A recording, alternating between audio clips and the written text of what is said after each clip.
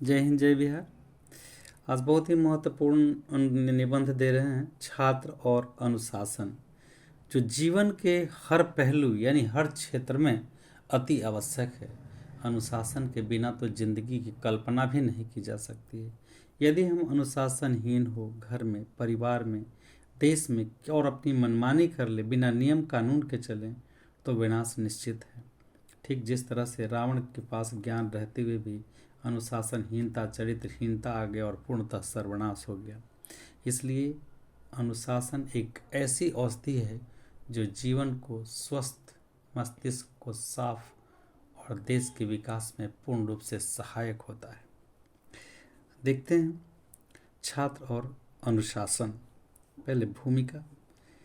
पानी के बिना मछली क्या, पानी के बिना मछली क्या, चमक के बिना मोती क्या, चांद के बिना शीतलता क्या, अनुशासन के बिना मानवता क्या। बहुत गहराई से सोचने की बात है कि मछली, पानी के बिना मछली का कोई अस्तित्व नहीं है। चमक के बिना मोती का कोई अस्तित्व नहीं है। चांद का मतलब शीतलता ही होता है, तो शीतलता का जैसे नाम लिया जाता है तो चांद याद आता है। अनुशासन के बिना मानवता का, और अगर अनुशासन नहीं है तो मानवता का कोई मूल्य नहीं है। तो शीतलता और मानवता का क्या संबंध है? अगर हम अनुशासन से रहते हैं, अनुशासन में हर कार्य करते हैं तो उसमें हमें शीतलता महसूस होती है। जैसे अगर हम अनुशासन रहे, ईमानदारी की राह पर चले, सब कुछ ठीक ठाक से अच्छी तरह से चलते रहते हैं, तो अब अनुशासन में रहते रहते सत्य की राह पर चलते चलते हमें आदत सा हो जाता है, जिसमें हमें सुकून मिलता है, आत्मा तृप्त होता है और हम शीतलता महसूस करते हैं। इसलिए पंक्तियाँ कविता की मैंने जोड़ी है। ये कहीं किताबों में लिखा नहीं है, ये हमने अपने दिमाग से इसे निकाला है। पानी के बिना मछली क्या, चमक के बिना मोती क्या, चांद के बिना शीतलता क्या, अनुशासन के बिना मानवता क्या। अगर व्यक्ति में अनुशासन नहीं है तो सब कुछ खत्म हो जाता है। जैसे व्यक्ति अनुशासनहीन, लोभ में पकड़ के हो जाता है, चाहे कहीं किसी भी क्षेत्र में हो, लोभ समाया, अनुशासनहीन हो गया, वो करप्ट हो गया, चरित्रहीन हो गया, बेईमान हो गया। तो अनुशासन हर क्षेत्र में अति आवश्यक है। अनुशासन के अभाव में किसी भी व्यक्ति, परिवार, समाज या राष्ट्र की कल्पना नहीं की जा सकती है। अनुशासन न हो तो किसी व्यक्ति, परिवार, समाज और राष्ट्र की स्वच्छता, कर्मठता, धर्मपरायणता, सुयोग्यता का विकास संभव नहीं है। अनुशासन नहीं रहने पर स्वतंत्रता स्वच्छंदता बन जाती है। अनुशासन नहीं रहने पर स्वतंत्रता स्वच्छंदता बन जाती है। मतलब जो चाहे कुछ भी करेगा, आज़ादी होगा, और आज़ादी में तो परेशानी होना ही होना है और सभी को बर्बाद कर देती है। अतः अनुशासन पर ही प्रगति टिकी हुई है। अनुशासित छात्र अपने उद्देश्य की प्राप्ति में सफल होता है। अनुशासित व्यक्ति, छात्र, सैनिक इत्यादि अपना हितैषी तो होता ही है, वह अपने समाज और राष्ट्र का भी हितैषी होता है। जीवन के हर क्षेत्र में अनुशासन तो होता है, परंतु छात्र जीवन में इसका महत्व अति आवश्यक है, क्योंकि संपूर्ण जीवन की सफल समृद्धि छात्र जीवन की सफलता पर निर्भर करती है। जब छात्र उच्च विद्यालय और महाविद्यालय की पढ़ाई के क्रम में एनसीसी मतलब नेशनल कैडेट कोर का प्रशिक्षण लेते हैं, तो उन्हें अपने जीवन में अनुशासन का बहुत ही ज़्यादा महत्व सीखने, समझने और जीवन में उतारने का अवसर मिलता है। एक कैडेट यानी छात्र, एनसीसी का जो छात्र होता है उसे कैडेट कहा जाता है। एक छात्र यानी कैडेट की थोड़ी सी अनुशासनहीनता पर उन्हें दंड का सामना करना पड़ता है। यदि आप एनसीसी के ट्रेनिंग में थोड़ी सी गलती करेंगे तो आपको माफ़ नहीं किया जाएगा, उन्हें दंड का भागी बनना पड़ता है, दंड देना पड़ता है, क्योंकि अगर एक के माफ़ करेंगे तो दूसरा भी फिर गलती करेगा और इस तरह से आर्मी का भी अनुशासनहीन हो जाएगा और उसे हम फिर आर्मी नहीं कहेंगे। क्योंकि एक आर्मी वाले ही बच्चों को एनसीसी का ट्रेनिंग देते हैं। हमारे देश में 1948 एक्ट के तहत एक नियम बनाया गया, जिसमें स्कूली छात्र को, विद्यार्थियों को अर्धसैनिक शिक्षा का प्रशिक्षण दिया जाए ताकि देश में आपातकाल के समय वो देश की सेवा कर सके, उनमें देश प्रेम की भावना कूट कूट कर भरी हो, तभी हमारा देश चल पाएगा। इसलिए हमारे संविधान में ऐसी व्यवस्था की गई। तो एक बार फिर से देखें, महाविद्यालय की पढ़ाई के क्रम में एनसीसी का प्रशिक्षण लेते हैं तो उन्हें अपने जीवन में अनुशासन का बहुत ही ज़्यादा महत्व सीखने, समझने और जीवन में उतारने का। एक कैडेट की थोड़ी सी अनुशासनहीनता पर उन्हें दंड का सामना करना पड़ता है। कभी कभी तो उनकी पूरी इकाई को अनुशासनहीनता के आरोप में दंड भुगतना पड़ता है। देखिए, एनसीसी और आर्मी में एनसीसी का ही रूप एक आर्मी का रूप एक एनसीसी है, छोटा सा। तो अगर एक कैडेट गलती करता है या एक जवान गलती करता है तब पूरे यूनिट को सजा भुगतना पड़ता है उसके लिए, ताकि डर से या प्यार से कोई भी व्यक्ति कभी अनुशासन ना तोड़े, कभी नियम ना तोड़े। इसीलिए सभी को दंडित किया जाता है। इसलिए सबसे अनुशासन जब आता है तो इंडियन आर्मी, अनुशासन का दूसरा नाम आर्मी है। नौकरी तो हर क्षेत्र में लोग करते हैं, लेकिन जो आर्मी के अंदर अनुशासन होता है वो कहीं नहीं, किसी भी सर्विस में, चाहे आईएएस का क्यों ना हो, एक इंडियन आर्मी के आगे वो हमें नहीं लगता है कि उतना नियम का पालन करता है। आलस्य को त्याग कर, सब कुछ त्याग कर, एक कमांडर के आदेश पर 100 50 फीट ऊंची से छलांग लगा देना, प्लेन पर से कूद जाना, हेलीकॉप्टर पर से कूद जाना, तो सबकी, मैं इसलिए कहा कि आईएएस ऑफिसर अवश्य है, लेकिन एक कमांडो नहीं, एक सैनिक नहीं, क्योंकि सैनिक का जज्बा एक अलग होता है। सिर्फ ऑफिसर्स का एक आदेश का पालन, उसके लिए जान जोखिम में डाल देना, उसके लिए आम बात होता है। इसलिए मैंने ऐसे कहा। तो उनकी पूरी इकाई को अनुशासनहीनता के आरोप में दंड भुगतना पड़ता है, लेकिन बाकी क्षेत्र में ऐसा नहीं होता है कि करेंगे गलती एक सजा सबको मिले, क्योंकि आर्मी एक ऑर्डर पर अपनी जान न्यौछावर कर देता है।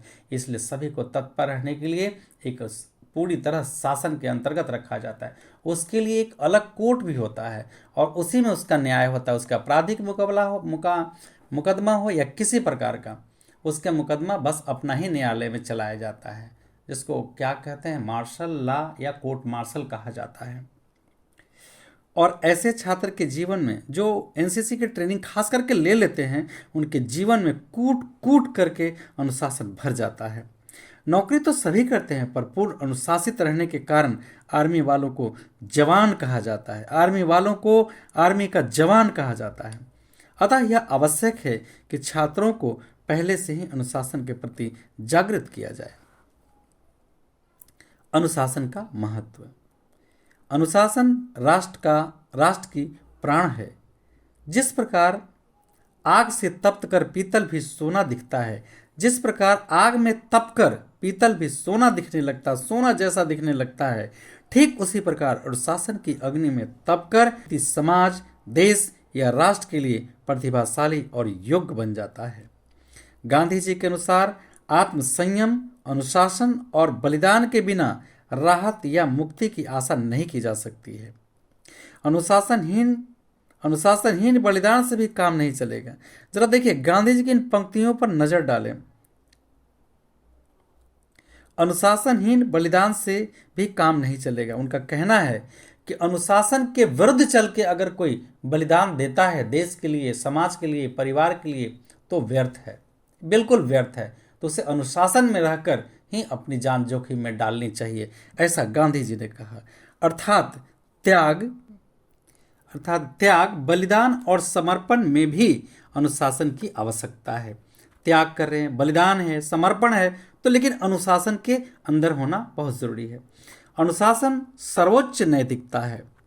अनुशासन तभी सफल माना जाता है जब स्वयं अनुशासित एवं संयमित रहकर दुशासित एवं संयमित बनाएं और उससे अनुशासन सिखाएं। अनुशासन की प्रकृति कठोर दिखाई पड़ती है, परंतु वास्तविकता यह है कि कठोर शिष्ट व्यवहार से करुणा में बदल जाता है। देखिए, बहुत इंपॉर्टेंट पंक्ति है। अनुशासन की प्रकृति कठोर दिखाई पड़ती है, परंतु वास्तविकता यह है कि कठोरता शिष्ट व्यवहार से करुणा में बदल जाता है। अगर आप उस अनुशासन के नियम को पालन करेंगे तो कठोरता जरूर लगेगा, लेकिन जैसे अनुशासन को सीख जाएंगे, अपने नियम का पालन करेंगे, एकदम आपका शिष्ट व्यवहार हो जाएगा, आपके अंदर एक करुणा का भाव ही पैदा ले लेगा। ऐसी करुणा परिवार, समाज, राष्ट्र एवं संपूर्ण देश को धन्य बना देती है। अनुशासन का मार्गदर्शन। अनुशासन पिता तुल्य मार्गदर्शक होता है। अनुशासन जिस तरह घर में पिताजी घर का मुखिया होने के कारण घर में शासन रखते हैं, अनुशासन रखते हैं, ठीक उसी प्रकार इसे पिता की श्रेणी में दिया गया है। अनुशासन पिता तुल्य मार्गदर्शक होता है। यह सफलता एवं प्रगति का सही मार्ग और सही दिशा दिखाता है। अनुशासन द्वारा हम अनजान राह पर चलकर भी अपनी मंजिल प्राप्त कर सकते हैं। छात्र देश के दर्पण एवं आने वाला भविष्य हैं, होनहार हैं एवं भावी कर्णधार हैं। छात्र के अनुशासन में ही देश की नींव और इमारत है। अतः छात्र जीवन अनुशासन का अहम पड़ाव है, जिससे अलग होकर समाज, राष्ट्र, देश की और परिवार की कल्पना भी नहीं की जा सकती है। अतः अनुशासन हमारे जीवन का प्राण और अब यहाँ अनुशासन जीवन के लिए कितना महत्वपूर्ण है, इसे एक बहुत बारीकी से समझना चाहिए। एक कमांडर के आदेश पर एक सैनिक, एक जवान अपनी जान की परवाह नहीं करता है और देश को बचाने के लिए तत्पर हो जाता है। अगर ये कमांडर का काम है सोचना कि क्या करना है, एक बचाना है, 100 के लिए एक की जान जाए या 1 के लिए 100 की जान जाए, तो कमांडर के आदेश का पालन सुनते ही जवान कूद पड़ते हैं और अपनी जान की परवाह नहीं करते हैं। अगर ऐसी व्यवस्था ना हो, ऐसी अनुशासन नहीं हो और जवान अपनी मर्जी से करेंगे तो हमारा देश खतरे में पड़ जाएगा, परिवार, राष्ट्र, समाज सभी खतरे में पड़ जाएंगे। इसीलिए हर क्षेत्र में, घर हो, परिवार हो, समाज हो, देश हो, सभी में अनुशासन जरूरी है। हम सभी छात्रों से अपील करते हैं कि वे अपने माता पिता, दादा दादी, घर में बड़े बुजुर्गों का सम्मान करें, अनुशासित रहें। अगर उन्हें माता पिता डांटते हैं, समझाते हैं, किसी तरह से बोलते हैं तो आपके हित में है, क्योंकि माता पिता ने जो अनुभवों को झेला है, जो कठिनाइयों को झेला है, वो कल कठिनाई, वो तकलीफ, वो दुख आपको ना आने पाए, इसलिए वो राह दिखाते हैं, मार्गदर्शक हैं। आप कैसे विद्यार्थी हैं जो अपने माता पिता का सम्मान नहीं करते हैं, बड़े बुजुर्गों का सम्मान नहीं करते हैं? ये सम्मान ही अनुशासन का एक हिस्सा है। वो कैसी शिक्षा प्रणाली है जो बड़े बुजुर्गों के साथ अभद्र व्यवहार करते हैं? मैं सभी छात्रों से अपील करता हूँ कि सभी का सम्मान करें। Take respect and give respect. आप दूसरों का सम्मान करेंगे, वो व्यक्ति आपको ऊर्जा, पॉजिटिव ऊर्जा देगा और पॉजिटिव ऊर्जा आपके जीवन को उच्च राह देगा, नई जिंदगी देगा, नया सवेरा देगा, नई जान देगा। इसलिए सभी के साथ अच्छा व्यवहार करें, यही अनुशासन है। आप समय से उठें, समय से पढ़ाई करें। गांधी जी ने क्या कहा, नेहरू जी ने क्या कहा, आलस्य त्यागो। अगर आपके जीवन में आलस्य होता, नेहरू जी के जीवन में आलस्य होता, गांधी जी के जीवन में आलस्य होता, तो क्या मेरा देश आज़ाद हो जाता? नेहरू जी ने अपने विदेश जाकर के पढ़ाई की, पढ़ाई करके लॉ बैरिस्ट्री पढ़ के अपने देश आए, वतन के लिए समर्पित हो गए। गांधी जी विदेश से पढ़ के आए, समर्पित हो गए देश के लिए। डॉक्टर राजेंद्र प्रसाद, महान इतने बड़े बड़े नेता, देश के लिए समर्पित हो गए, क्योंकि उन्होंने अनुशासन ही अपने जीवन का अहम हिस्सा माना। अनुशासित रहे, देश के लिए लड़े, समर्पित भाव से, नियम कानून से। तो हम किसी भी काम को करते हैं तो नियम के तहत करें, यही अनुशासन है। नियम के दायरे में रहें, हमेशा नियम के दायरे में रहें। चाहे पढ़ाई का क्षेत्र हो, अगर आप स्कूल विद्यालय जाते हैं तो अपने शिक्षकों का सम्मान करें, बड़ों का सम्मान करें, छोटों को प्यार दें, बड़ों को, अपने बड़े विद्यार्थियों को, कहने का मतलब कि आपसे ऊपर के विद्यार्थी हैं उनको सम्मान करें, इज्जत करें।